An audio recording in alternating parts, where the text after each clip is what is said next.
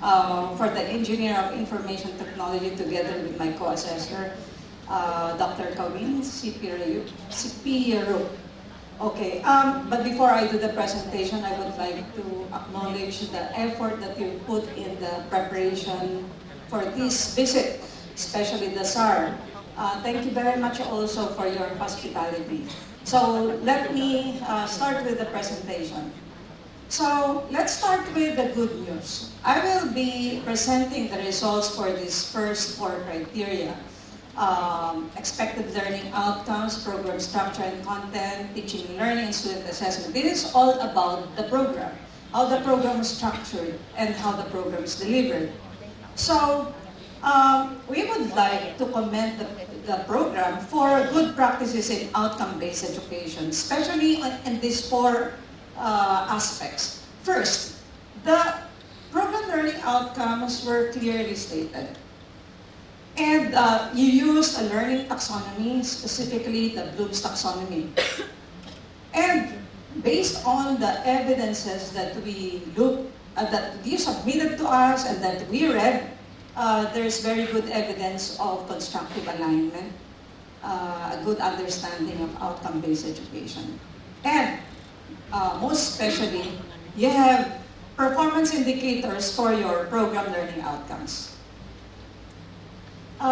This is the curriculum. Oh, okay. We cannot see that very well. Okay. So this is the curriculum map of the program, a part of the curriculum map. And as you can see here, they have indicated the inspection points for the program. And we can also see from the curriculum map the evidence of horizontal and vertical alignment. So that's very good. And they're also offering 2 specializations for the program, which caters to the diverse interests of people who are taking information technology. So you have specialization for software technology, which we assessed, and also for graphics design. And there's evidence of an initiative to measure the achievement of the PLO. And then when we talked to your students, they said that they appreciated the flipped classroom. It allows them to be immersed into the material and be prepared before coming to class. And so you have to continue doing that because that is one of your strengths. Now, let's go to the areas for improvement. What are the things that you can improve on? So, although there are evidences of good practices in OBE, there are also many areas for improvement in its implementation. The first thing is to differentiate the program educational objectives with the program learning objectives. When we interviewed the staff, they gave us the right answer on the difference of the PAO and PLO. Very good. But if you are going to look at the PAO and the PLO sounds like the PLO. What's the difference between the 2? As they already mentioned, PEO is what they should be able to achieve in terms of career and professional accomplishment after 3 to 5 years. But PLO are the competences, the knowledge that they have right after graduation, what they can do after graduation. But if you are going to read the PLOs of the program, they sound like these are the things that they are able to do right after graduation. So this is something that can be revised to really sound like the PEO. The next one is the use of performance indicators. This is a very good practice to have performance indicators. But looking at all the performance indicators of the PLOs, some of them needs to be revised. For example, PLO 7. PLO 7 is about developing information technology products. And then these are the 3 performance indicators of this PLO. As you can see, all the words used are also developed. And develop is such a big word. The reason why we have performance indicator is to identify small tasks that are observable and measurable so that we can measure the big thing. But if you use develop as the PLO, as the verb, and then also use develop as the PI, then it remains big, right? It's also difficult to measure. So this is one way to do it. This is just an example. So if you want the PLO to be, if the PLO is to develop, then what are the aspects of development that you can measure? So for example, number one, you can measure how they identify user requirements. That is part of developing. And then you can measure that. And part of developing is also designing and also testing. So these are some of the small tasks that are involved in developing. Okay, the third one is PLO measurement. The program gave us documents showing that the PLOs are measured. However, upon interviewing them, realized that the measure of PLO achievement is grades. And we know that in outcome-based education, grade is not equal to assessment. This is because the grade is a summative measure for a course. And in that course, you map many PLOs there. So if you use the grade for one course, you are effectively measuring many PLOs using that grade. So how should we do that?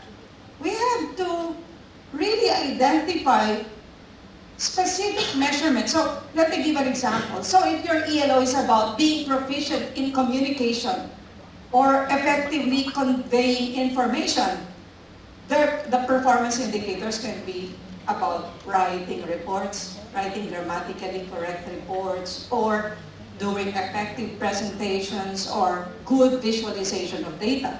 Then how do you assess this? This is the assessment. You use a rubric, right?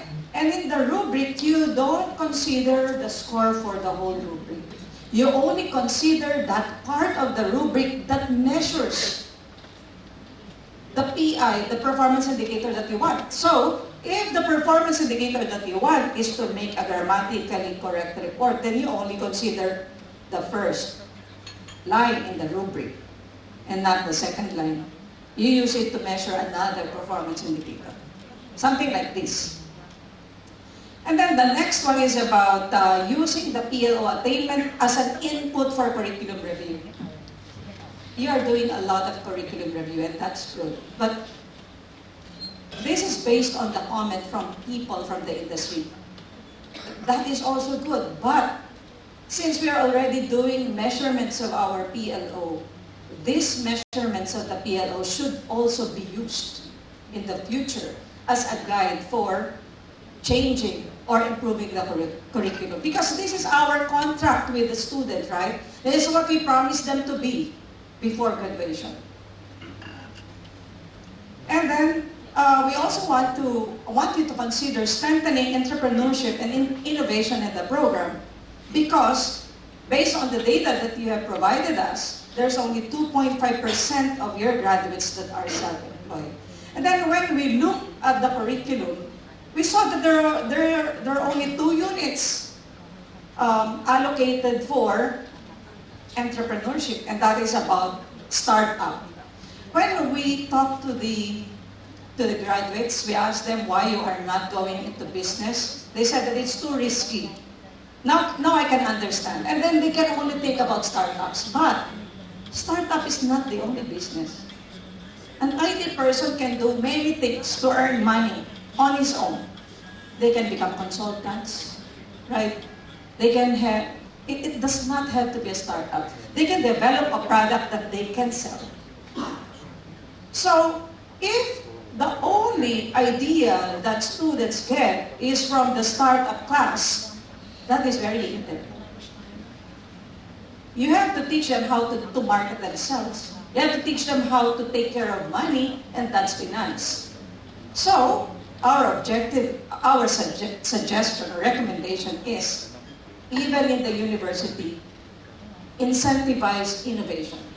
Not only for the program, probably for the university. You have to give incentives to those people who can innovate, who can think of new products, new programs. Right now, we are incentivizing publications, right? But probably we can also incentivize people that are capable of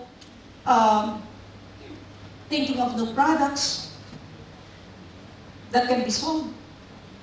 Number two, to achieve this, you have, as I've said, the two very important things is marketing yourself and managing your money. You can probably start with course electives on marketing and finance. These are very helpful because even if you already have the technical capability, you know how to develop products, but if you go into business but you cannot market yourself and manage your own money, if you have them already, you will still fail in the business. And then the third one is to enhance soft skills training. Again, this is very good in business and even when the students get employed. When we talk to the employers, they emphasize the need for the students to have very good communication skills. They said that your students have very good attitude, but in the beginning, they are not confident. And probably this is because of communication skills. A person you can communicate will always be confident. So those are the suggestions for the first 4 parts. I will now turn over the presentation to my colleague, Dr. Kawin.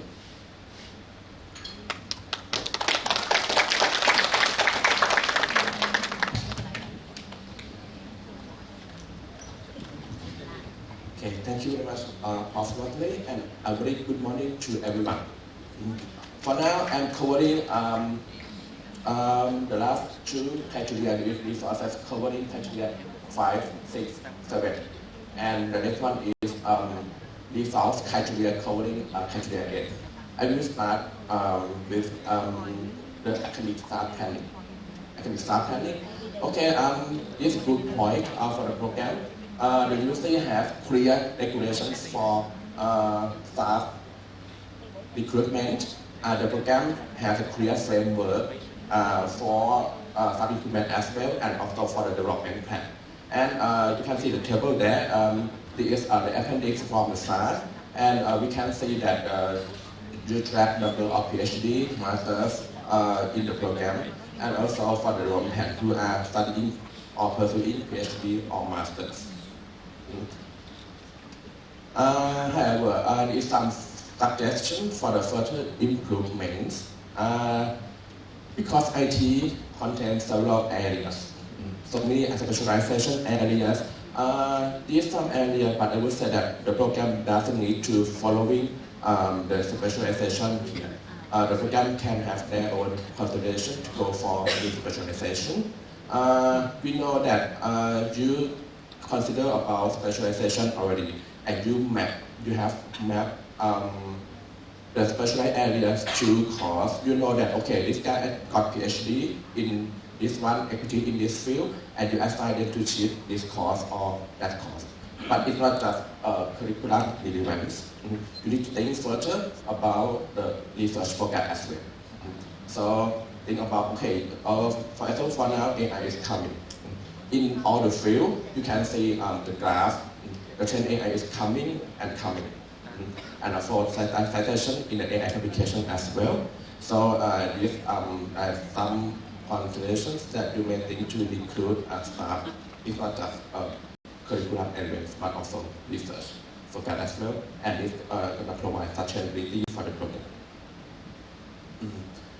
For the training and development, similar to staff development, the university has a clear regulation, the program has a clear framework.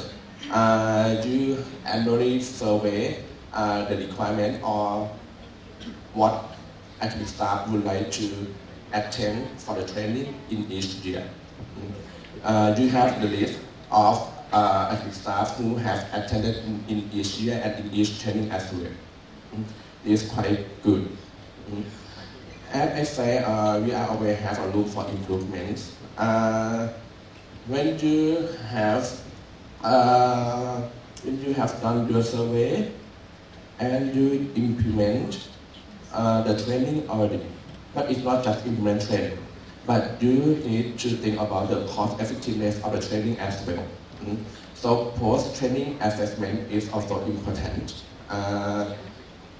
When your staff attend the training event, okay, what can they do next? what you can ensure the effectiveness of the event. And when you got that kind of feedback, you can use them for adjust further strategy or improvement. Okay, and next is about curricular activities. You have so many curricular activities. You have a number of activities that gonna support your students in terms of learning experience and employability. We know that the program has attend and encourage students to attend that kind of event already. You have startup competition, which is university level, and some students from the program have attended startup competition and also innovative initiatives already. But based on the evidence we got, there are like 7 to 10 students who attend that kind of event. But for now, IT is everything. Everyone needs IT. So I'm not sure if the program would consider how you can encourage your students to join that kind of event with students from other programs.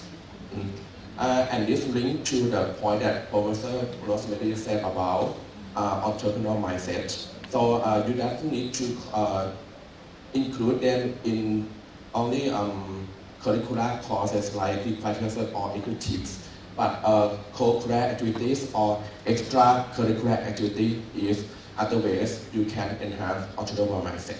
And when your students work with students from other programs, it may enhance how they think about the business, about the innovative ideas. About facilities and enrollments. This is a picture from our site visit and from the interview as well. They don't have any problem with the classroom and the self-study zones. And when we walk around the university, around the campus, we can see that they have so many tables with a chair and they can sit and talk to each other and also for self-study. You have CCTV camera anywhere with a control room where it's quite good in terms of security. But based on our interview with students, one comment is about limited computer labs. So I'm not sure if the program could consider like expanding specialized laboratory facilities with high-spec computers. So this may serve this may serve learners in terms of get experience in like advanced software, AI, something like that. Also, in another way, the program may consider collaboratively work with industry partners. And you may share computer lab. You may send your student to use their lab. And this is some feedback that we get from the interview with students. They comment about fluctuating internet connectivity. What I say about internet connectivity is not about speed of internet. The speed is quite good, and we have tested that already. This point is about the stability. Sometimes it's working, and sometimes when we use internet, it says that there's no internet connectivity. Limited lab spaces that we said already. The students said that there are only 2 labs available, and sometimes it's not enough for 4 years. Outdated library books. We have discussed this with the program already, and IT changed so fast. It's quite difficult to update IT book all the time. So we not sure if the e-book would be a potential solution for you. The university or the program may subscribe e-books where students can get access to a number of e-books available on that database, and you may consider which e-book database that will be the most appropriate for you. And about air conditioners. Many rooms that students complain that it's like too warm, it's really warm. Yes. They would like to get in a cold temperature. Yes. So yes, they think about the air conditioners. For the last point, insufficient park space for bicycles. Actually, the comments from the student is about not just bicycle, but also including bikes and also cars as well. But I know that cars may be so difficult for not just this community, but for my youth as well. We cannot provide space for car parking for students as well. So maybe at least bicycle would be helpful for them. And with this complaint from students, we suggest the program to consider about. We know that the program has surveyed already. The program has implemented several improvements already. So just think about how to track the effectiveness of improvements. So for the PCDA loop, it's not just a loop, it's a cycle. When you got feedback and you implement the improvement, that's not the end. You need to track the effectiveness. You make it, it's like two-way communication. You may ask students, you may ask stakeholders. Okay, you have provided this kind of improvement. This is the one you suggest or not. Okay, and you have been satisfied with this improvement already or not. And probably yes or probably not. And this will bring you to the next cycle. So it's not just one loop.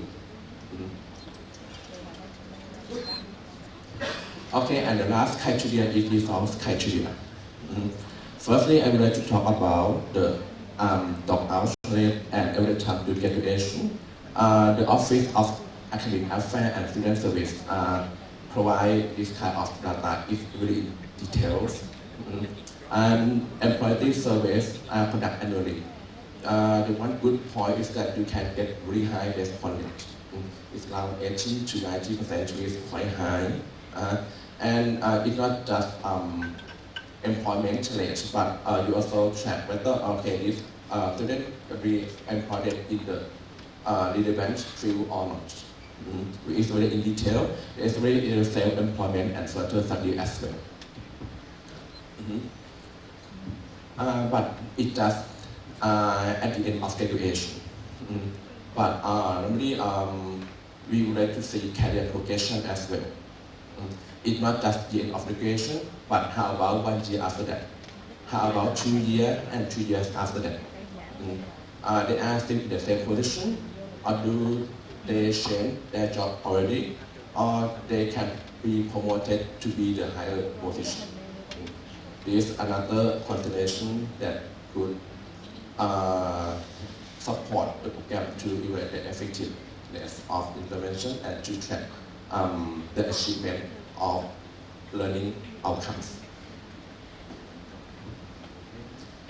Okay, for the dropout rate, because the number is quite high, allow 30% in some year, and in 1 year it reached 40%. So with the high rate, the reason for the dropout rate could be carefully considered, and this will support the program to get the solution and how the program could increase, to improve the dropout rate. And for the research output, averagely the program, the staff of the program published a low number of publications, research publications. And this is quite important, so the program may need to think about strategies to increase the number of publications, even though it is at national level or international level, it both quality and quantity. And it's not just the number of applications. I say you are from IT is innovating for now, and you can develop so many software. So the program could support academic staff in terms of commercialization, their research output, including patents, copyright, and innovations. Thank you. Thank you so much, Professor Dr.